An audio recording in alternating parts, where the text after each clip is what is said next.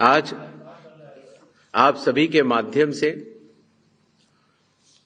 बिहार विधानसभा के आम चुनाव 2025 की तारीखों की घोषणाएं भी होंगी और इस चुनाव में चुनाव आयोग की जो तैयारियां हैं उसके बारे में भी हम आपको बताएंगे। बिहार की पावन भूमि पर 5 वर्षों के बाद अब विधानसभा के चुनाव का आगमन हो रहा है। जैसा कि आप सबको पता है,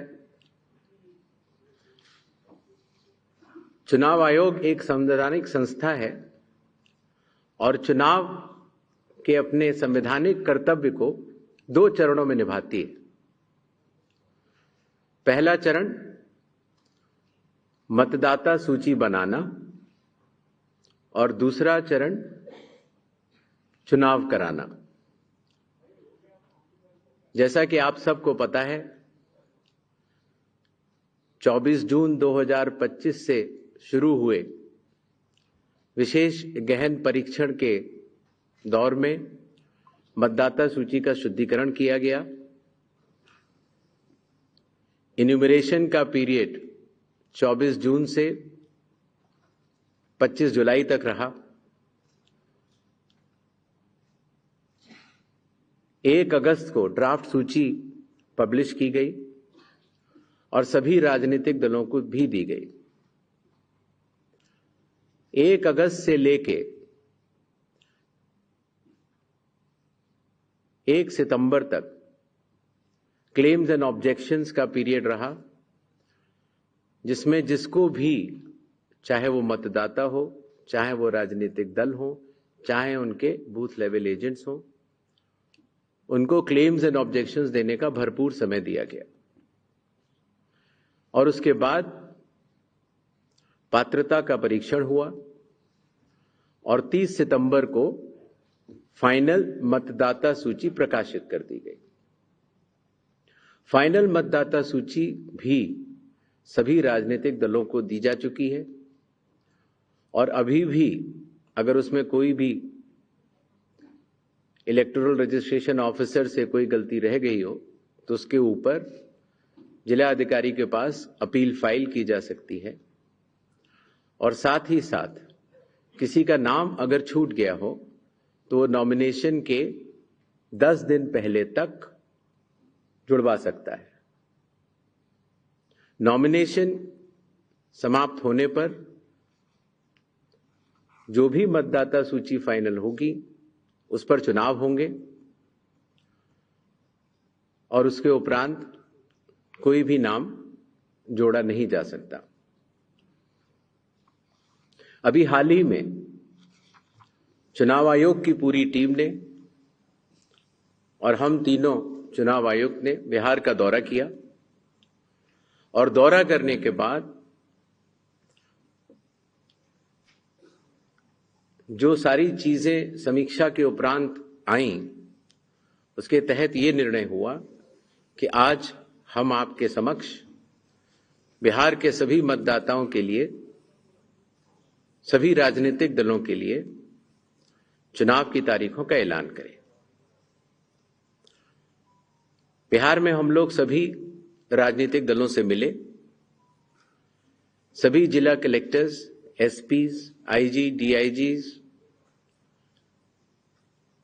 DGP, chief secretary, divisional commissioners, enforcement agencies, सबके साथ सीएपीएफ के नोडल ऑफिसर्स, सबके साथ बैठकें हुई और आपके माध्यम से बिहार की जनता को चुनाव आयोग ये बतलाना चाहता है कि इस बार बिहार के चुनाव न केवल मतदाताओं के लिए बहुत ही सुगम और सरल होंगे, न केवल पूरी चुनावी मशीनरी तत्परता के साथ मतदाताओं के साथ खड़ी रहेगी, न केवल लॉ एंड ऑर्डर की व्यवस्था पर पूर्ण निगरानी रखी जाएगी, बल्कि शांतिपूर्ण ढंग से, पूर्ण पारदर्शी तरीके से बिहार के होने वाले चुनाव शायद सबसे अच्छे चुनावों के रूप में परिलक्षित होंगे, ऐसी चुनाव आयोग की मंशा है। इसके लिए चुनाव आयोग सभी राजनीतिक दलों का, सभी मतदाताओं का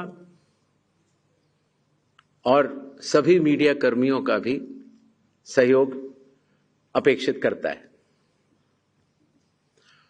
इसके पहले कि हम तारीखों की तरफ बढ़ें, एक छोटी सी प्रेजेंटेशन है जिससे कि काफी वस्तु स्थिति आप सब लोगों के भी समक्ष आएगी और जनता के भी समक्ष आएगी। Presentation please.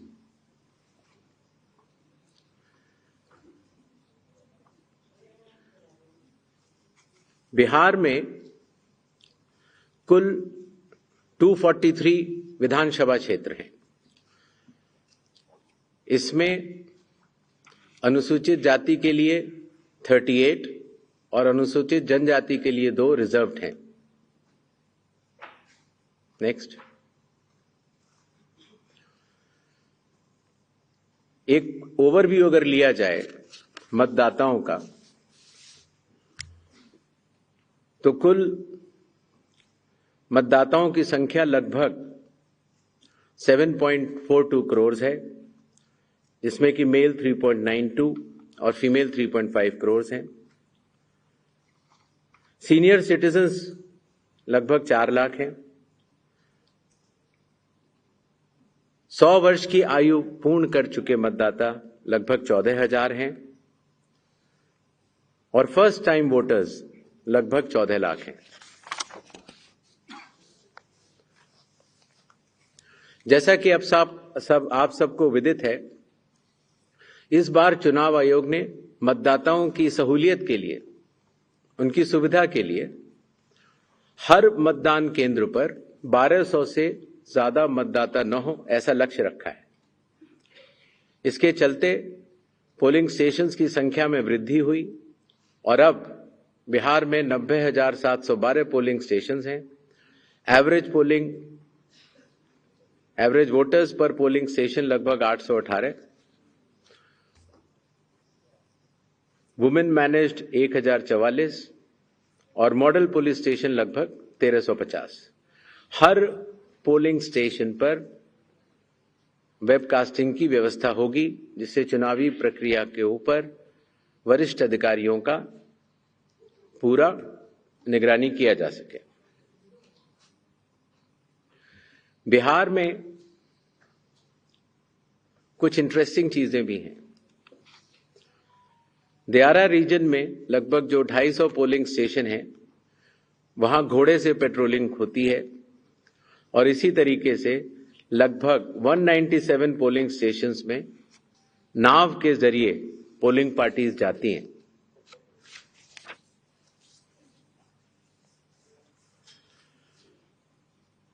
चुनाव आयोग के निर्देशों के अनुसार हर मतदान केंद्र पर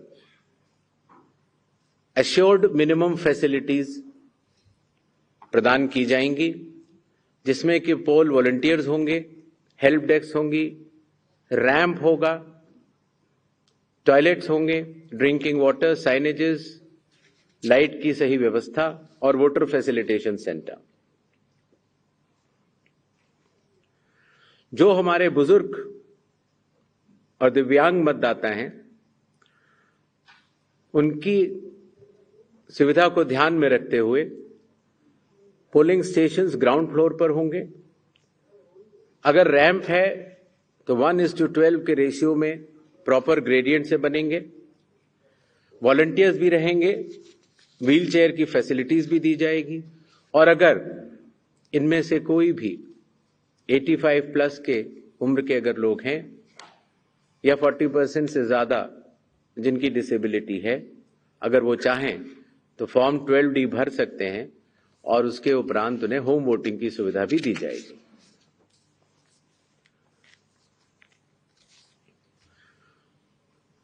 बिहार के दौरे पर चुनाव आयोग ने जिला मजिस्ट्रेट्स को, सुपरिंटेंडेंट्स ऑफ पुलिस को और सभी एनफोर्समेंट एजेंसीज को सख्त निर्देश दिए हैं, zero tolerance to any violence,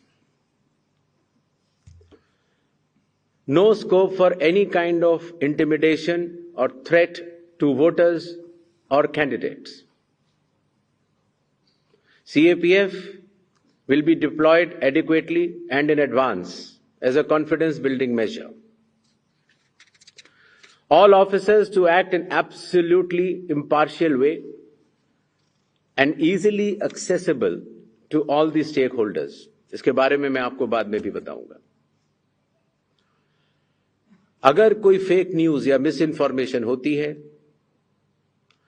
खास तौर से सोशल मीडिया या किसी भी और प्लेटफॉर्म पर, तो उस मिस इन्फॉर्मेशन को काउंटर किया जाएगा और स्ट्रिक्ट विजिल रखी जाएगी सारे चेक पॉइंट्स पर, जिससे कि ड्रग्स, लिकर और कैश का इलीगल ट्रांजैक्शन न हो पाए.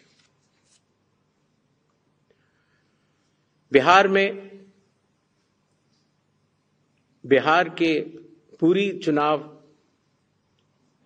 की जो चुनाव का तंत्र है, उसके साथ मिलकर बिहार के इन चुनावों में 17 नए इनिशिएटिव्स लिए जा रहे हैं, जो कि बिहार से शुरू होकर पूरे देश में लागू होंगे. चुनाव आयोग ने इसके ऊपर एक एक इनिशिएटिव के ऊपर काफी चर्चा और इनकी प्रायोगिकता को देखते हुए ये कदम उठाया है और एक ऐतिहासिक कदम इसको माना जाएगा. ट्रेनिंग. पहली बार जो चुनाव आयोग का ट्रेनिंग इंस्टीट्यूट है, India international institute for democracy and election management, वहां पर बिहार के सभी बूथ लेवल एजेंट्स जो जिला स्तर के थे, बूथ लेवल एजेंट 1, उनकी ट्रेनिंग का आयोजन किया गया. इसी तरह से अब जहां जहां चुनाव होंगे वहां वहां बूथ लेवल एजेंट्स 1 की भी ट्रेनिंग IIIDM द्वारिका में की जाएगी. जो बूथ लेवल ऑफिसर्स होते थे, पहले उनकी ट्रेनिंग या तो विधानसभा स्तर पर हो जाती थी या कई बार जिला स्तर पर. तो इस बार हर विधानसभा क्षेत्र के 4 से 5 BLOs को IIIDM में बुलाया गया और उनको चुनावी प्रक्रिया के बारे में अवगत कराया गया, जिससे कि हमें अब जो चुनावी तंत्र है, जो जमीनी स्तर का चुनावी तंत्र है, उसमें बहुत ही ज्यादा बदलाव देखने को मिला. साधारण तौर से पुलिस ऑफिसर्स की ट्रेनिंग भी जिला स्तर पर या राज्य स्तर पर होती थी, लेकिन चूंकि लॉ एंड ऑर्डर एक सेंसिटिव सब्जेक्ट है और खास तौर से जब CAPF जाती हैं तो जिला पुलिस प्रशासन और CAPF का समन्वय भी बहुत आवश्यक होता है. इसके लिए पहली बार पुलिस ऑफिसर्स की भी IIIDM में ट्रेनिंग की व्यवस्था की गई. ये तीनों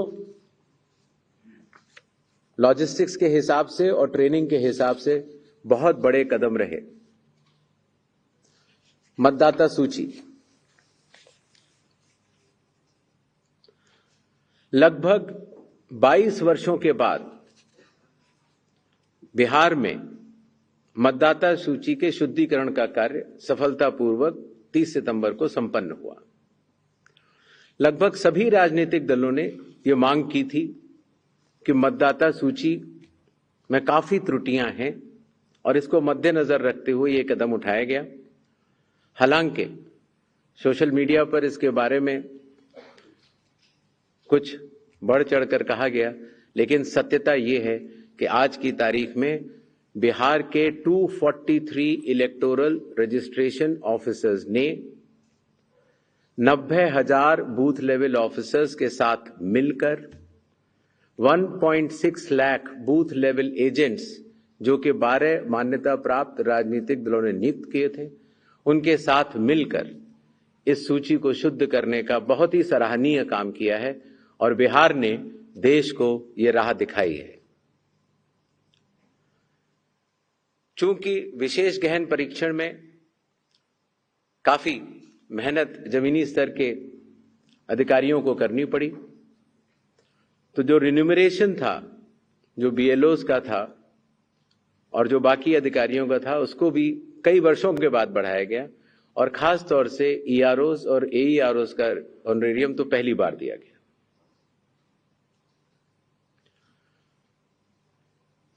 जिन मतदाताओं के नाम सूची में नए जुड़े हैं या जिन मतदाताओं की एंट्रीज में कोई चेंज है, जैसे पता बदल गया, तो ऐसे मतदाताओं को नए वोटर कार्ड दिए जाने हैं। क्योंकि पहले कई दिनों तक या कई बार महीने लग जाते थे वोटर कार्ड मिलने में, इसीलिए चुनाव आयोग ने सभी एजेंसियों के साथ मिलकर यह एसओपी बनाया कि किस तरीके से 15 दिन के भीतर मतदाताओं के हाथ में इलेक्टर फोटो आइडेंटिटी कार्ड, जिसको सामान्यतः वोटर कार्ड कहा जाता है, वो उनके हाथ में आए। इसी तरीके से जो हमारे बूथ लेवल ऑफिसर्स हैं, जब वो मतदाताओं के घर घर जाते हैं तो उनको भी पहचान पत्र पहली बार चुनाव आयोग ने डिजाइन भी किया और उनको दिया भी। कंडक्ट ऑफ इलेक्शंस जो आने वाला है,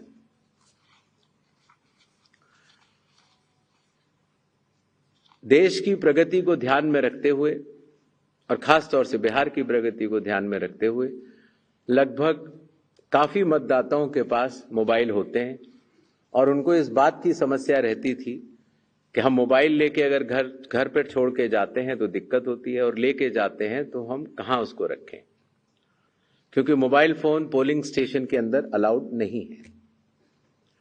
इसलिए एक नई व्यवस्था बनाई गई जिससे कि पोलिंग स्टेशन के कमरे के ठीक बाहर कोई भी मतदाता अपना मोबाइल फोन जमा करा सकता है, अंदर जाके अपना वोट डाल सकता है और बाहर आने के बाद अपना मोबाइल लेके घर जा सकता है। हर मतदाता को नॉमिनेशन का प्रोसेस खत्म होने के बाद एक वोटर इंफॉर्मेशन स्लिप दी जाती है।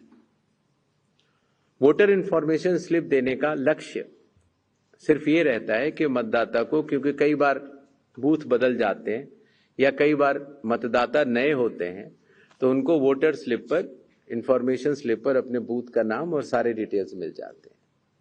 तो वोटर इंफॉर्मेशन स्लिप पर बहुत ही छोटा चेंज करने के बाद मतदाताओं की सहूलियत बहुत बढ़ गई, क्योंकि उसमें उनका पोलिंग स्टेशन का नंबर, पोलिंग स्टेशन की जगह कोने में बड़े रूप में दिखा दी गई। पहले उनको पूरे में ढूंढना पड़ता था।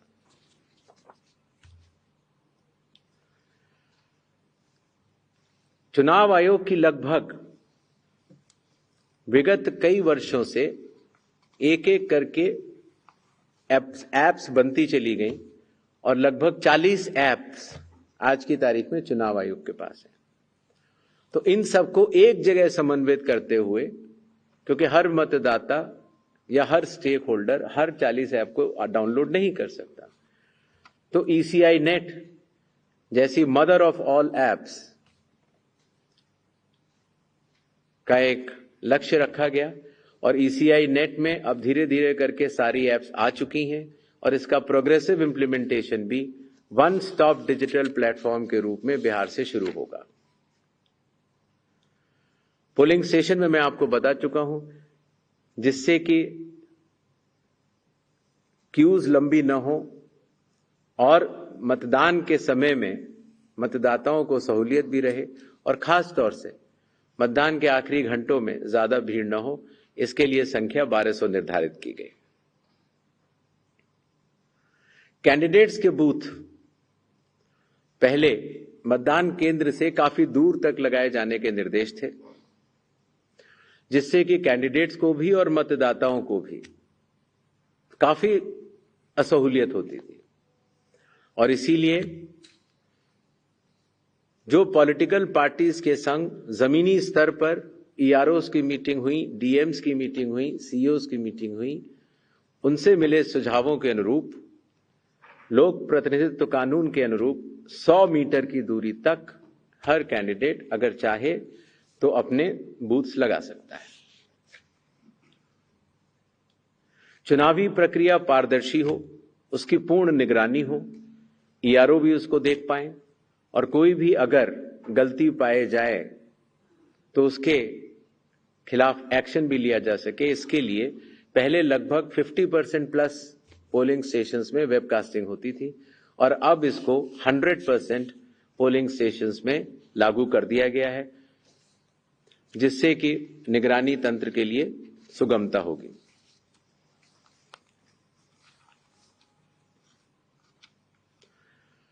कई बार प्रत्याशियों ने ये शिकायत की थी कि जो हमारी फोटो होती है वो चूंकि ब्लैक एंड व्हाइट में आती है और जमा तो कलर करते हैं तो वो पहचान में नहीं आती और काफी हतोत्साहित उनको होना पड़ता है जब वो ईवीएम में उनकी फोटो अच्छी नहीं आती है। तो छोटा सा कदम, लेकिन इसमें फिर चुनाव आयोग ने निर्णय लिया कि एक तो फोटो कलर लगाई जाएगी और साथ ही साथ जो सीरियल नंबर होता है उसका फॉन्ट भी बड़ा किया जाएगा, जिससे कि प्रत्याशियों की पहचान भी आसानी से हो जाए और मतदाताओं को सुविधा भी हो। काउंटिंग, कई बार जब मॉक पोल होता है तो मॉक पोल के समय मॉक पोल का डेटा डिलीट करना प्रिसाइडिंग ऑफिसर्स भूल जाते हैं और इसीलिए जब काउंटिंग होती है तो फॉर्म 17C और काउंटिंग यूनिट का मिलान नहीं हो पाता। ऐसे केस में किसी भी शंका को न रखा जाए, इसलिए जब भी 17C या वीवीपैट में मिसमैच होगा तो उन ईवीएम से रिलेटेड वीवीपैट्स की पूर्ण गिनती की जाएगी। इसी तरीके से ये भी एक मांग सभी राजनीतिक दलों की थी कि पोस्टल बैलेट्स की गिनती पहले शुरू की जाए और पहले खत्म की जाए। तो इसलिए चुनाव आयोग ने पारदर्शिता के लिए भी और इसके लिए भी, जिससे कि पोस्टल बैलेट्स पर पूर्ण ध्यान दिया जाए उनकी गिनती पर और कोई जल्दबाजी भी न की जाए, तो ईवीएम के लास्ट 2 राउंड से पहले पोस्टल बैलेट की गिनती समाप्त करना अनिवार्य होगा। जैसा आप सब लोग को पता है, जब चुनाव खत्म हो जाता है तो फिर आंकड़ों की आवश्यकता कई लोगों को पड़ती है।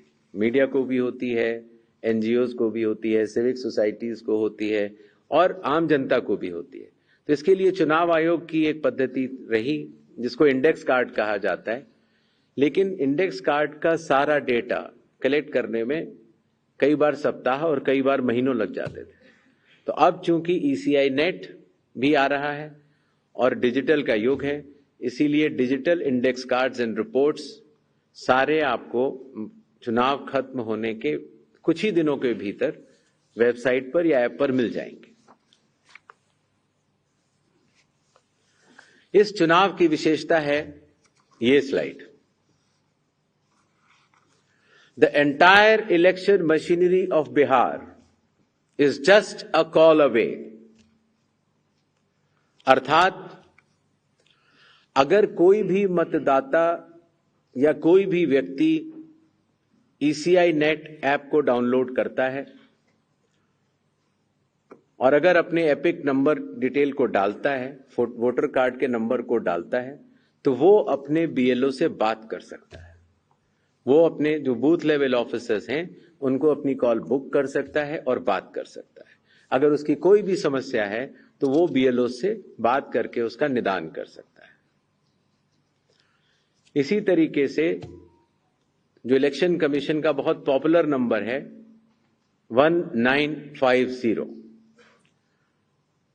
आपको भी कोई भी बिहार का मतदाता अगर इस समय बिहार से बाहर है तो भी उसको सिर्फ +91 अगर मोबाइल से आप डायल करते हैं तो +91 जो इंडिया का कोड है वो लगाना है। STD कोड जहां का भी आपकी विधानसभा क्षेत्र है वहां के SDM का STD कोड और 1950 अगर आप ये डायल करते हैं तो 243 EROs सारे मतदाताओं की सेवा के लिए खुले रहेंगे। इसी तरीके से अगर आपको ERO के कॉल सेंटर से संतुष्टि नहीं मिलती है तो 38 डीएम्स के यहां भी आप 1950 पे कॉल कर सकते हैं और पटना में सीओ के यहां भी कॉल कर सकते हैं। ये एक बहुत बड़ी व्यवस्था है जिसको कि लॉजिस्टिकली पूरा सही से बना दिया गया है और आशा है इस सुविधा के बाद शायद दुनिया का शायद ही ऐसा कोई चुनाव होगा जिसमें कि 90,712 बीएलओज, 243 ईआरओज, 38 डीईओज और सीईओ स्वयं मतदाताओं के लिए किसी भी दिक्कत अगर उनको आ रही है या ग्रीवेंस है उसके लिए सचेत रहेंगे। नेक्स्ट, ये भी बिहार में पहली बार हो रहा है। पहले जो ऑब्जर्वर्स हम लगाते थे कुछ असेंबलीज को मिलाकर लगा देते थे, लेकिन अब 243 असेंबलीज में 243 जनरल ऑब्जर्वर्स होंगे जो कि विभिन्न राज्यों से वरिष्ठ आईएएस अधिकारी नामित किए गए हैं जो कि बिहार के रहने वाले नहीं हैं। इसी तरीके से जो लॉ एंड ऑर्डर के लिए जो पुलिस ऑब्जर्वर्स हैं वो हर जिले में एक होंगे और एक्सपेंडिचर ऑब्जर्वर्स को हम लोगों ने चुनाव आयोग ने कुछ असेंबलीज को मिला के नामित किया है। इन ऑब्जर्वर्स के फोन नंबर भी और असेंबली किस असेंबली से हैं वो आपको ईसीआई नेट पर भी मिल जाएंगे और वेबसाइट पर भी मिल जाएंगे, जिससे कि अगर कोई भी ऐसी बात है या शिकायत है तो आप इन ऑब्जर्वर्स को बतला सकते हैं। Observers of the election commission work as eyes and ears of the election commission. तो ये सुविधा भी इस चुनाव में हर असेंबली में मौजूद रहेगी। इस बार चुनाव आयोग टेक्नोलॉजी को भी बहुत बड़े तरीके से लीवरेज करना चाहता है। जैसे मैंने आपको पहले बताया कि ये अलग अलग एप्स होती थी, सी विजिल, जिसमें कि आप कोई भी एमसीसी वायलेशन की शिकायत डाल सकते हैं। 100 मिनट्स के अंदर रिस्पांस टाइम है। अगर 100 मिनट्स के अंदर नहीं होती है तो जिला कलेक्टर उसको स्वयं देखते हैं और सीओ भी स्वयं देखते हैं। Know your candidate, voter helpline app, ये सारी की सारी। नेक्स्ट, अब ईसीआई नेट पर भी होंगी। पुरानी सुविधा हमने हटाई नहीं है क्योंकि कई लोगों के पास पुरानी चीजें डाउनलोडेड हैं, बट अगर ईसीआई नेट अगर आप डाउनलोड कर लेते हैं तो सारी एक जगह ये सुविधाएं आपको मिल जाएंगी। नेक्स्ट, बिहार के मतदाताओं की संख्या आपको जान करके अचरज होगा कि उससे बड़े मतदाताओं की संख्या दुनिया के सिर्फ 10 या 11 देशों में ही है। बिहार के चुनाव आयोग मानता है कि मदर ऑफ ऑल इलेक्शंस है और इसीलिए हर लेवल पर, हर स्तर पर चुनावी कर्मियों की तैनाती है। पोलिंग पर्सनल लगभग 4.5 लाख, सेक्टर ऑफिसर्स लगभग 9,600, माइक्रो ऑब्जर्वर्स लगभग 17,800, micro observers for counting 4,800, counting official लगभग 28,000, पुलिस ऑफिशियल 2.5 लाख। और जहां पर भी आइडेंटिटी ऑफ वोटर्स का इश्यू आता है, सहायता देने के लिए आंगनवाड़ी सेविकास भी उपलब्ध रहेंगी और कुल मिलाकर 8.5 लाख चुनावी कर्मी बिहार विधानसभा के आम चुनाव 2025 में रहेंगे। अब मेरे ख्याल से तारीखों का ऐलान कर देना चाहिए। नेक्स्ट, बिहार के चुनाव 2 फेजेस में होंगे। पहले फेज के गैजेट नोटिफिकेशन 10 तारीख को आएगा, दूसरे का 13 को। Last date of making nominations पहले फेज की 17 को होगी, दूसरे की 20 को। स्क्रूटनी 18 और 21। विड्रॉल की आखिरी तारीख 20 अक्टूबर और 23 अक्टूबर। और डेट ऑफ पोल 6 नवंबर थर्सडे और दूसरा 11 नवंबर ट्यूसडे। काउंटिंग 14 नवंबर को होगी और पूरी चुनावी प्रक्रिया 16 नवंबर तक समाप्त कर ली जाएगी। जो बिहार के 38 जिले हैं उनको 2 भागों में बांटा गया है। जो आप पीला रंग देख रहे हैं वो फेज 1 है और जो आप गुलाबी रंग देख रहे हैं वो फेज 2 है। इसकी सॉफ्ट कॉपी आप सब लोग को दे दी जाएगी। नेक्स्ट, बिहार के आम चुनावों के साथ साथ 8 बाई इलेक्शंस भी होंगे।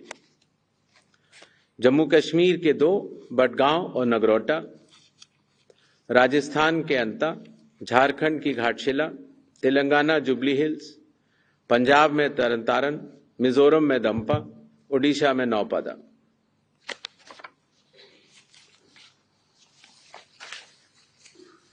इनकी तारीखें भी अलग अलग कॉन्स्टिट्यूंसी के हिसाब से यहां पर दी गई हैं। डेट ऑफ पोल लेकिन सबका 11 तारीख ही होगा और काउंटिंग 14 नवंबर को होगी। इसके साथ कुछ चीजें हम जरूर बताना चाहेंगे। सबसे पहले मतदाताओं के नाम एक संदेश रहेगा, वो यह कि कृपया अपना नाम इलेक्टोरल रोल में जरूर चेक कर लें, क्योंकि अगर अभी भी छूट गया है तो नॉमिनेशन से 10 दिन पहले तक जोड़ा जा सकता है। कृपया अपने पोलिंग स्टेशन के बारे में ECI नेट से जानकारी हासिल करें या अपने बूथ लेवल ऑफिसर से समझ लें। वोटिंग जब आप करते हैं, अगर बाई चांस किसी कारणवश अगर आप अपना वोटर कार्ड लाना भूल गए हैं तो 12 ऑल्टरनेटिव डॉक्यूमेंट्स होते हैं जिससे कि आप अपनी आइडेंटिटी बता सकते हैं और उसके बाद वोट डाल सकते हैं। मतदाताओं को ये विश्वास रहे कि हर पोलिंग बूथ पर AMF that is assured minimum facilities उपलब्ध होंगी।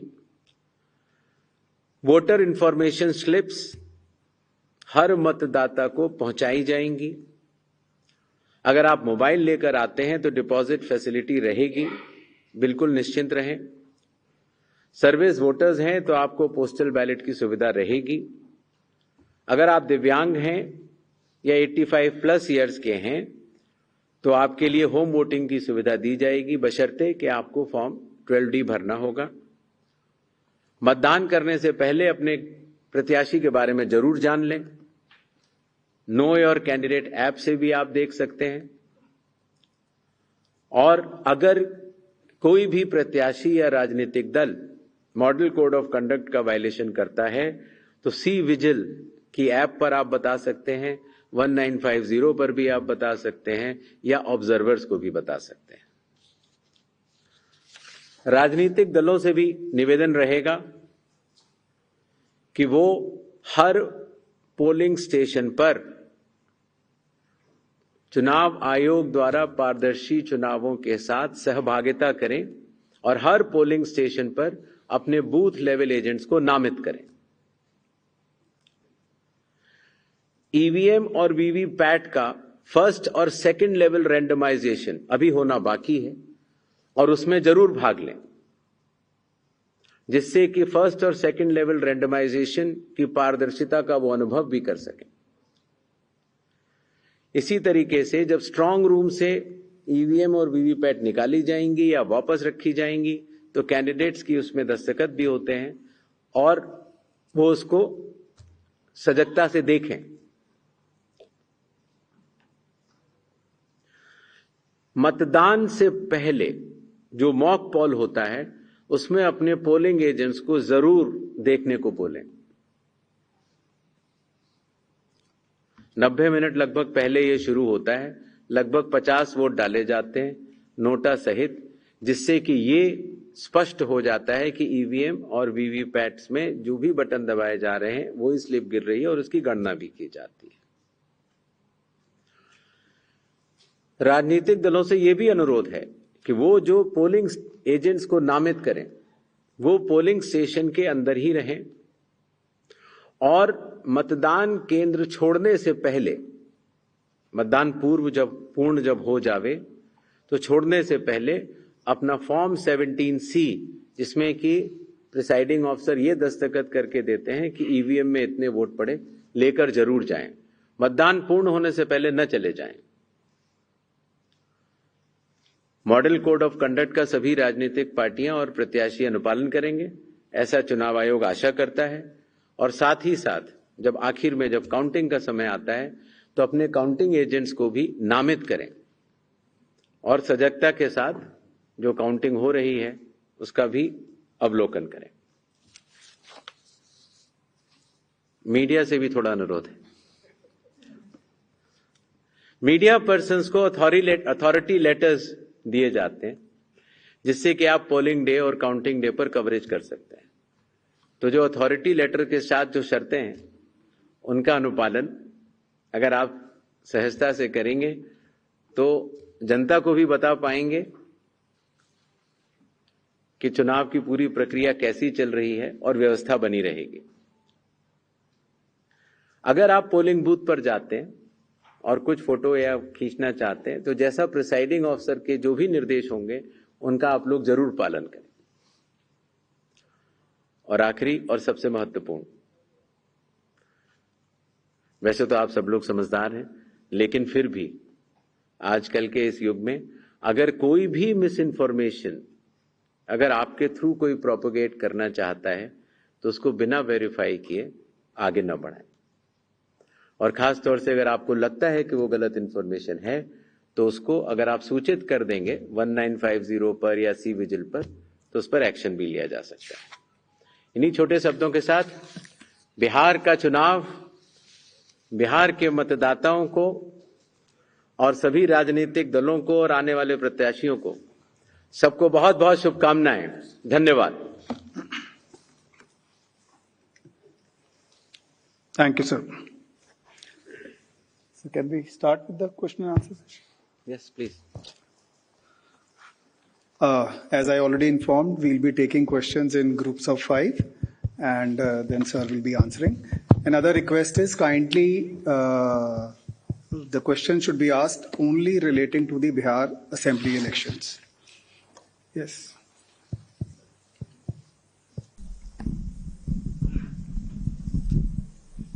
सर, मैं मनीष अग्रवाल नवभार टाइम से इधर। सर, जब वोटिंग होती है तो लास्ट में एक इशू आता है हमेशा कि वोटिंग टर्नआउट बढ़ जाता है। कई बार दल आरोप लगाते हैं कि इसमें कुछ ना कुछ गड़बड़ हुई है। तो क्या इसका कोई सर टाइम लिमिट बनाएंगे कि वोटिंग खत्म होने के बाद इस समय तक ये फाइनल हो जाएगा? एंड सेकंड, क्या SIR पैन इंडिया शुरू करेंगे या सर इसमें अभी कुछ समय है? धन्यवाद।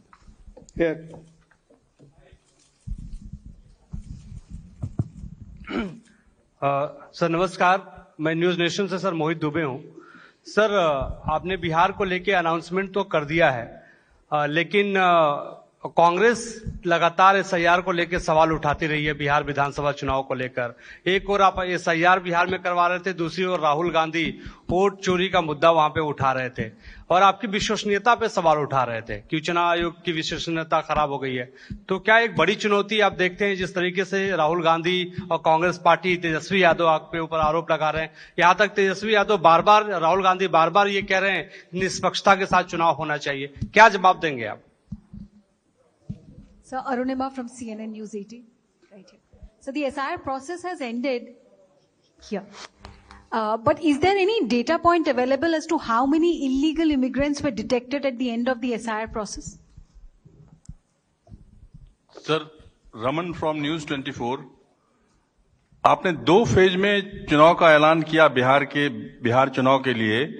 इसमें बहुत सारे राजनीतिक दलों की तरफ से सुझाव आया था कि 1 फेज में करवाया जाए, उसमें क्या दिक्कत थी? और एक सवाल सर इससे जुड़ा हुआ है कि घुसपैठिए के बारे में अभी तक कोई बयान चुनाव आयोग की तरफ से नहीं आया है कि कितने घुसपैठिए आपको मिले। सर मैं पीयूष पांडे हूं TV9 भारतवर्ष से। सर मैं इधर हूं पीयूष पांडे TV9 भारतवर्ष से। मेरा सवाल सोशल मीडिया और AI के जो ब्यूटिफिकेटेड जो वीडियोस आते हैं उनको लेकर के है, चूंकि मैंने लास्ट टाइम भी आपसे पूछा था, क्या इसको लेकर के कोई मैकेनिज्म बनाया गया है, किस तरीके से इसको हैंडल करेंगे, चूंकि बड़े पैमाने पर ऐसा किया जाता है और अनजान होते हैं लोग, वो इसके झांसे में भी आ जाते हैं, तो इस बारे में आप अगर पूरी जानकारी दें।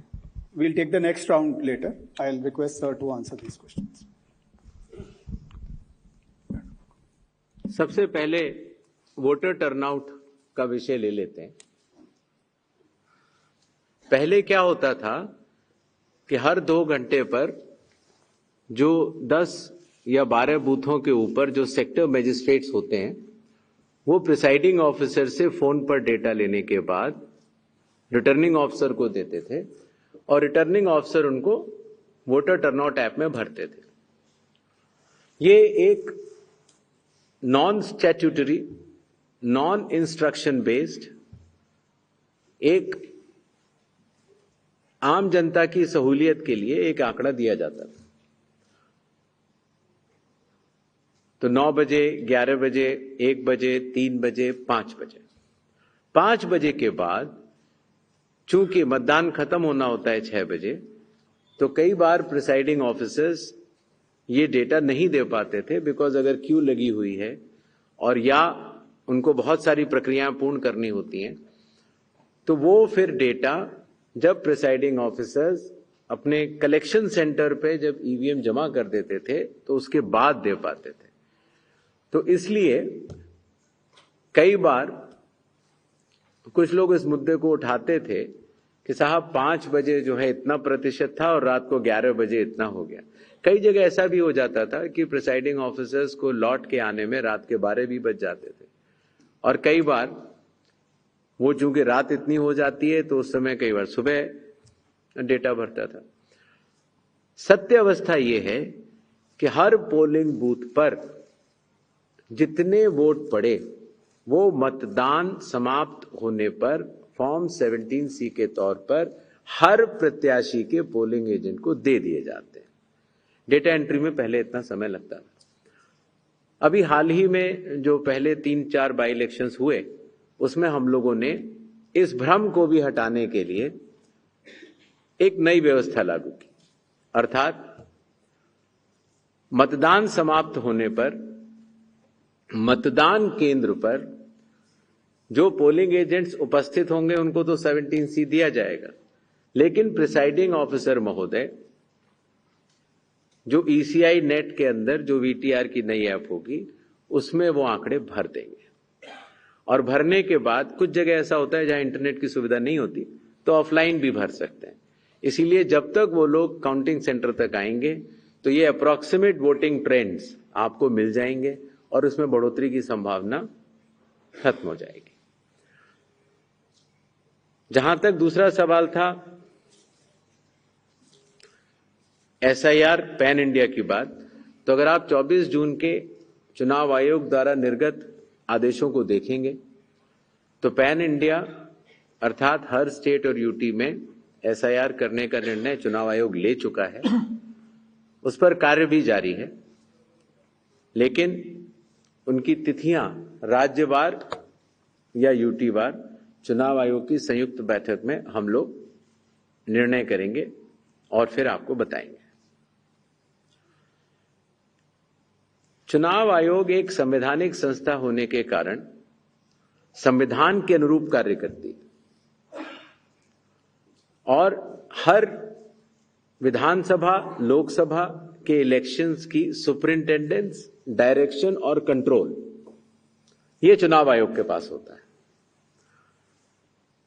लेकिन जो वैधानिक अधिकारी होते हैं, जैसे मतदाता सूची बनाने के लिए हर विधानसभा क्षेत्र में विकेंद्रीकृत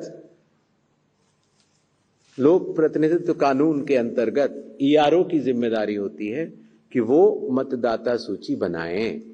फॉर्म 6 अगर आता है, कोई नया मतदाता आता है, फॉर्म 7 अगर आता है, फॉर्म 8 आता है तो उसके ऊपर निर्णय वैधानिक रूप से क्वाजी जुडिशियल बॉडी के रूप में ईआरओ ही लेते हैं। अगर उनके द्वारा लिए गए किसी निर्णय पर किसी को भी आपत्ति हो तो वो जिला मजिस्ट्रेट के पास अपनी अपील दे सकता है, और अगर जिला मजिस्ट्रेट के पास से उसको मिले निर्णय से असंतुष्टि हो तो वो चीफ इलेक्टोरल ऑफिसर के पास जा सकता है, और वैधानिक रूप से मतदाता सूची बनाने का काम उस स्तर पर खत्म हो जाता है। तो चुनाव आयोग के द्वारा दिए गए निर्देशों, लोक प्रतिनिधित्व कानून के अंतर्गत और संविधान के अनुरूप ये सारी व्यवस्था कार्य करती है।